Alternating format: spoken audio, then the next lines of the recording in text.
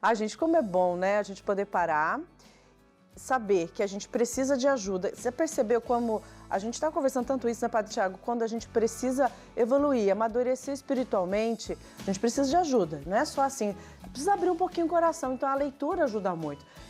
Irmão André Luiz, deixa então bem assim explicadinho para você. Acesse agora o site da Editora Santuário para você poder comprar uma obra que ajuda você também no seu processo de espiritualidade, para você aprofundar mais, para poder viver melhor, gente. Não tem como não, a dimensão espiritual faz parte da nossa vida. Você tá meio capenga aí, dá uma olhadinha, porque precisa de dar uma força, né, Padre Tiago? Com certeza. E esse é um dos livros que eu uso também. Tá? É, né? Exato aí, ó, vai a dica, tá vendo? A dona Ilza, né, estava perguntando exatamente agora.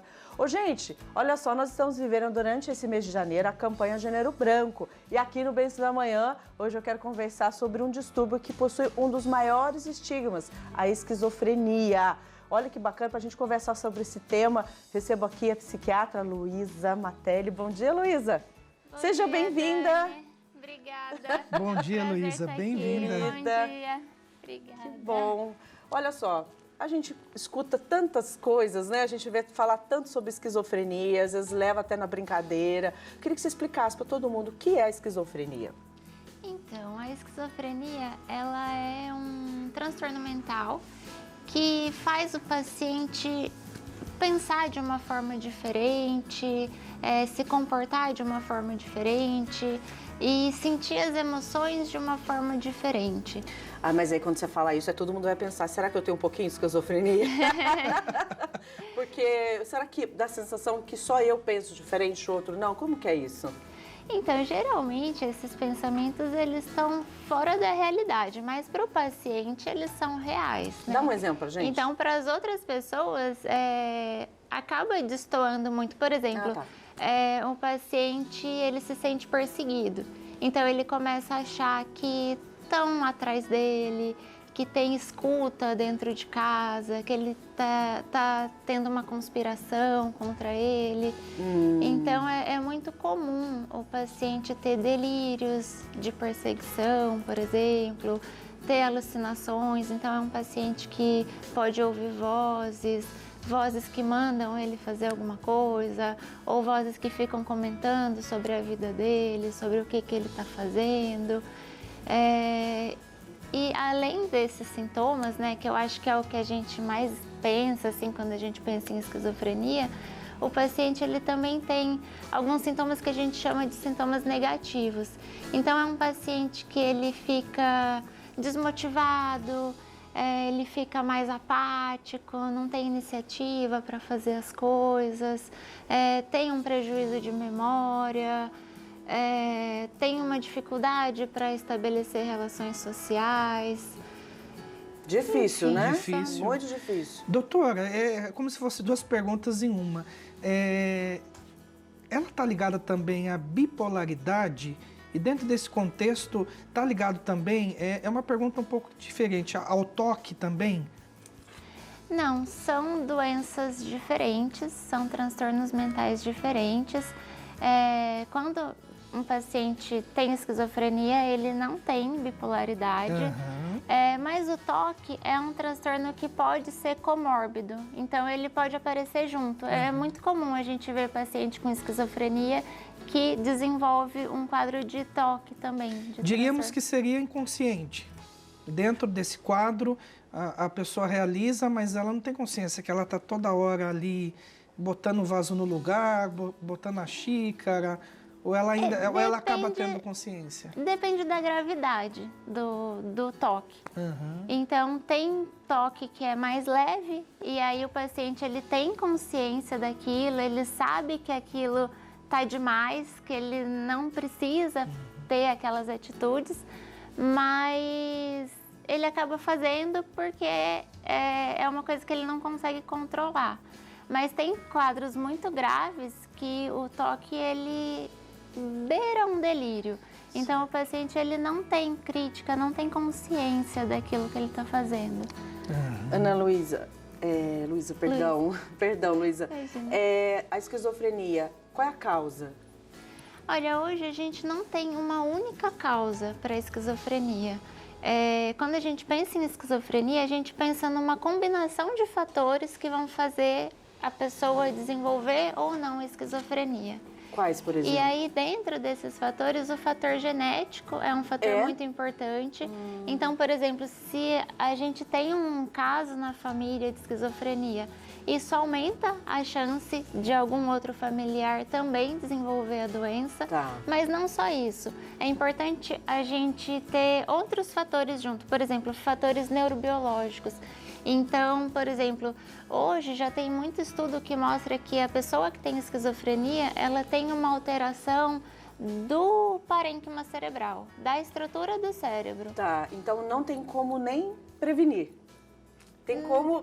Assim, tem alguns fatores ambientais que também predispõem uma pessoa a desenvolver esquizofrenia.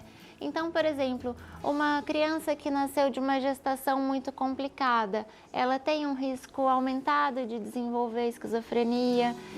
Uso de droga, principalmente na adolescência, está associado a uma maior chance de desenvolver esquizofrenia.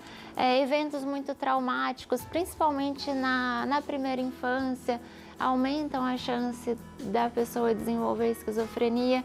Então, se a gente pensar na genética e nos fatores biológicos, não. Mas se a gente pensar nesses fatores ambientais, são coisas que a gente consegue prevenir. E aí, sendo assim, a idade também não é um fator tão importante para desenvolver a doença? Geralmente, é um fator importante, sim. Os primeiros sintomas, eles começam geralmente na adolescência ou início da idade adulta. Então, se a gente conseguir preservar essa pessoa, principalmente nessa faixa etária, isso diminui muito a chance dela desenvolver uma esquizofrenia mais pra frente, né? Porque geralmente os sintomas começam nessa idade. Porque, doutora, é importante a gente esclarecer sobre esse assunto, gente, porque as pessoas, elas vão levando, né? Vão levando, isso vai passar, demora ela assumir que está acontecendo alguma coisa, ir ao psiquiatra para ter o diagnóstico. Tendo o diagnóstico, como é feito o tratamento? Bom, como tudo na esquizofrenia é muito complexo, o tratamento não ia ser diferente. Geralmente a gente não pensa numa abordagem só quando a gente pensa em esquizofrenia. Então tem algumas terapias que a gente busca, né, para tratar o paciente, mas assim, duas mais importantes, que é a terapia medicamentosa e a psicoterapia. Então o medicamento entra muito para prevenir, para tratar os sintomas, né, não para prevenir, mas para tratar o paciente, tirar ele da crise e prevenir que ele apresente novos sintomas no decorrer da doença. E a psicoterapia é muito importante, é fundamental para o paciente entender os seus sintomas, entender a doença, entender como lidar com ela, como enfrentar os desafios que a esquizofrenia traz na vida. Para sofrer menos, né? Sim, com certeza. Porque, Luiz e Padre, a esquizofrenia ela é difícil para quem sofre, para quem acompanha. Sim. Na esperança de que haverá uma cura e essa pessoa vá viver de uma maneira que todo mundo está vivendo ali, sem os sintomas, sem esse sofrimento. Ou seja, tem cura? E não é mais fácil a pessoa talvez ir para esse tratamento, aceitar o processo para poder lidar melhor? Sim, com certeza. A esquizofrenia hoje não tem cura, tem tratamento, né? Então, é uma doença crônica e é uma doença que, quando manifestada, ela vai acompanhar a pessoa pelo resto da vida, a pessoa e a família, né? Então, é muito importante essa pessoa e essa família entenderem que o quanto antes eles buscarem ajuda, buscarem tratamento, melhor o desfecho, melhor o prognóstico desse paciente. Menos crises ele vai ter ao longo da vida. E quanto menos crise o paciente tem, mais preservado ele fica. E uma vida mais feliz também, né, doutora? Sim, com certeza. Isso se liga também, eu vou expandir um pouquinho aqui, Dani. Aproveita a consulta. Eu vou expandir um pouquinho também a depressão também, doutora. Porque nós vemos um quadro de pessoas, nós atendemos também, que vivem esse processo da depressão. E eu sempre oriento que busque a espiritualidade de forma concreta e prática e também as orientações com a medicação.